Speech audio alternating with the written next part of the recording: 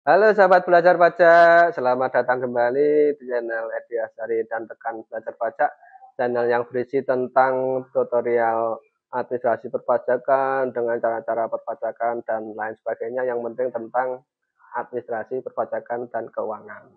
Nah, kesempatan kali ini kami akan membahas tentang perhitungan PPh badan atau wajib pajak badan usaha dalam bentuk PT, CV, dan lain sebagainya. Nah, untuk tarif badan itu sendiri dibedakan ada 4. Itu yang pertama adalah PPh final PP 23 tahun 2018 yang besarnya adalah 0,5%. Itu omsetnya 0 sampai 4,8 miliar dalam 1 tahun. Kemudian tarif yang kedua dan yang ketiga itu sama, itu omsetnya di atas 50 M. Kemudian yang keempat adalah omset 4,8 miliar sampai dengan 50 miliar. Jadi yang pakai yang terakhir ini omset batasannya adalah 50 miliar. Nah, langsung saja kita mulai ya Mbak April ya. Baik, untuk yang pertama adalah kita menggunakan PP 23 tahun 2018 dengan tarifnya 0,5%. Nah, langsung saja kalau yang pakai PPh final itu pajaknya dari omset. Nah, coba kita mulai hitung ya untuk PPh finalnya. Ini kita menulis omsetnya dulu ya. Kita tulis judulnya dulu, PPh final, biar teman-teman nanti tahu. Nah, itu untuk omsetnya coba kita tulis 3.800.000.000, coba gitu aja wes.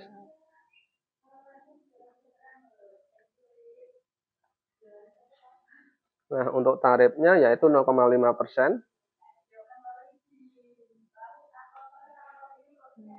Nah, untuk PPh final itu sendiri itu tidak ada pelaporan, cukup kita bayar setiap bulan. Kita omsetnya per bulan itu berapa, langsung dikali tarif. Nah, sebagai contoh ini langsung omsetnya dalam 1 tahun ya, 3,8 dikali 0,5%. Nah, itu hasilnya untuk PPh finalnya. Kemudian untuk tarif yang kedua itu adalah yang omsetnya di atas 50 miliar. Itu caranya seperti ini. Coba ditulis untuk PP pasal 17 ayat 1, gitu aja. Itu judulnya tarif yang pertama. Oke, sebentar.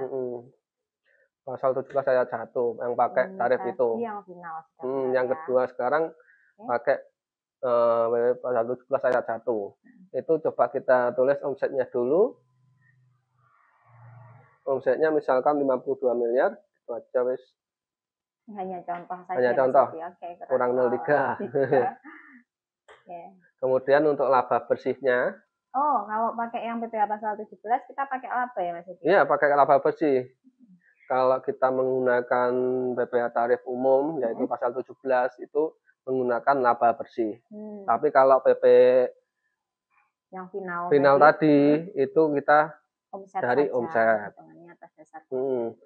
Coba kita tuliskan untuk laba bersihnya misalkan 500 juta, gitu aja. 500 juta. Kecil aja biar nggak kebanyakan nol.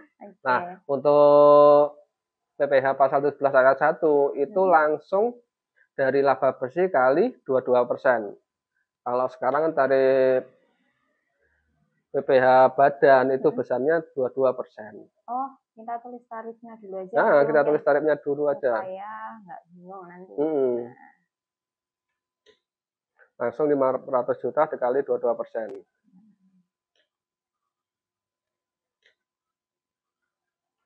Nah, itu pajak yang harus dibayarkan itu 110 PPh terutangnya. Jadi di dalam PPh pasal 17 ini omsetnya tidak akan masuk perhitungan ya Mas Edi? Ya, nggak masuk perhitungan. Nah, itu untuk PPh pasal 17 ayat 1 dan ayat 2. Saya coba scroll ke atas. Nah, itu ada dua sel, yaitu 17 ayat 1 sama dengan 17 ayat 2B. Oke. Nah, sekarang kita cari yang keempat ini, pakai yang WP pasal 31E. Oh, oke. Itu caranya lebih rumit dan lebih panjang. Oke. Coba kita urai satu-satu ya. Nah, sekarang untuk PP pasal 31E ayat 1 itu tarifnya ada dua. Yang pertama itu menggunakan fasilitas, yaitu pengurangan tarif sebesar 50%. Kemudian yang satu tidak memakai fasilitas. Itu bedanya. Nah, sekarang kita tulis dulu untuk omsetnya dan laba bersihnya berapa. Untuk omsetnya? Omsetnya 42M gitu aja, wis. 42M. Kemudian untuk laba bersihnya 1.200 gitu aja, wis. Besaran apa enggak? 1,2 miliar seperti Ya. itu. Nah. Mungkin imbang lah Mas dengan omsetnya. Oh iya, wis 1,2 miliar. Nah, sekarang kita cari dulu laba yang dikenakan, laba yang mendapat fasilitas pengurangan 50%. Coba di bawah di gang 1 aja. Oh, oke. Bisa hapus dulu. Ini. Laba mendapat fasilitas. Itu rumusnya yaitu 4,8M, ditulis saja. Oke. Kemudian di bawahnya, nah itu 4,8 dibagi omset. Omsetnya kita taruh di situ aja. Nah, kemudian sampingnya, nah, itu 2 baris jadikan 1 aja. Gini? Ke atas, 2 baris ke atas. Oh, gini. Nah, merger. Nah, itu laba. Sama dengan laba. Nah, itu rumusnya yaitu, coba sampingnya, 2 baris jadikan 1 sama dengan kurung buka 4,8M yang di rumus saja. Nah, di rumus dibagi omset, kurung tutup, dikali laba. Nah, itu laba yang mendapat fasilitas. Kemudian laba yang tidak mendapat fasilitas. Jadi itu sisanya. Dari 1,2M dikurangi 137 yang laba mendapat fasilitas. Itu ditulis laba aja dulu, laba 1,2 dikurangi 137 yang mendapat fasilitas tadi. Gitu aja. Nah, jadi itu hasilnya 1,2 dikurangi 137. Kita mencari apa yang mendapat fasilitas. Yang belum, ya. Nah, kita scroll ke bawah lagi, Mbak Pre. Bawah-bawah. Nah, itu ke samping. Sekarang kita mencari PPh terutang yang mendapat fasilitas.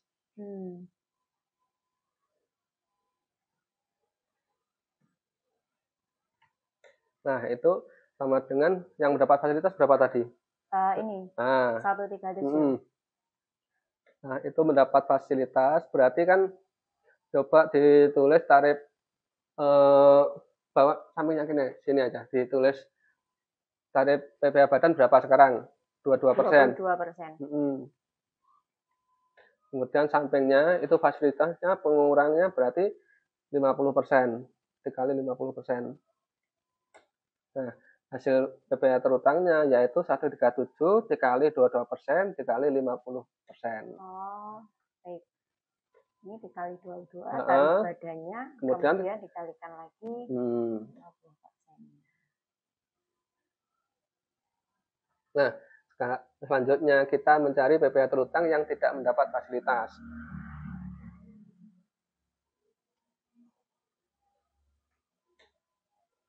Tadi berapa? Yang tidak ini 1062.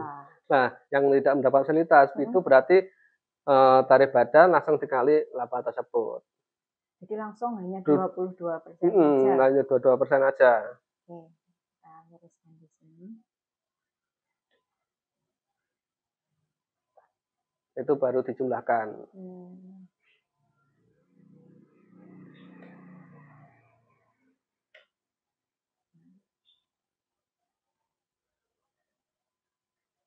Jadi ini total PPh terutangnya ya Mas Edi? Itu total PPh terutang. Sampai di sini ada pertanyaan Mbak April? Mungkin saya masih agak bingung Mas Edi, kenapa yang tidak mendapatkan fasilitas itu tidak dikalikan 50%? Atau memang 50% ini memang fasilitas yang dimaksud di sini? 50% itu merupakan fasilitas pengurang tarif PPh badan. Jadi tarif PPh badan itu kan 22%. Iya. Fasilitasnya berupa 50%-nya tarif yang digunakan. Jadi kan 22% dikali 50% baru dikali laba bersih yang mendapat fasilitas. Seperti itu. Nah, sekarang coba saya kasih contoh yang sudah saya laporkan ya. Saya carikan dulu sebentar seperti apa. Nanti coba kita lihat di e-form-nya. Nah, di sini sudah saya bukakan e-form contoh perhitungannya, kemudian Excel-nya juga sudah saya bukakan. Sekarang kita lihat di Excel-nya tadi. Nah, di situ kan tertera untuk pendapatnya berapa, kemudian laba bersihnya, kemudian PPh terutangnya sudah diperoleh. Coba kita cek. Itu kan total PPh terutangnya ada 56 juta 22.982. Coba kita cocokkan di e-form tadi. Nah, di situ kan sudah sama kan? Itu menggunakan tarif PPh pasal 31 ayat 31E ayat 1. Berhubung ini sudah saya laporkan, jadi tidak bisa kita rubah untuk tarifnya. Kalau belum kita rubah, yang tarif 2 atas itu bisa kita pilih. Oh, jadi nanti memilih ya Mas Edi? Kita milih. Saya biasanya untuk menghitung PPh badan, saya menggunakan Excel dulu, baru dimasukkan di input di e-form. Mungkin tujuannya untuk cross check. Untuk cross check 2 kali, biar nanti kita menjelaskan kepada wajib pajak lebih enak. Tapi kalau kita langsung masukkan ke e-form itu kan lebih kesulitan kan. Karena biasanya di sistem otomatis ya. Kalau di e-form kan sistemnya otomatis dan kita tidak bisa merinci perhitungannya seperti apa. Nah, dari sini mungkin Mbak Apel ada pertanyaan? Cukup jelas Mas Edi, untuk tarif-tarifnya juga sudah paham. Nah, demikian untuk penjelasan dari kami. Mungkin dari teman-teman ada pertanyaan, silakan tulis di kolom komentar. Terima kasih dan jangan lupa bagikan ke media sosial lainnya dan klik tombol like. Terima kasih, bye-bye.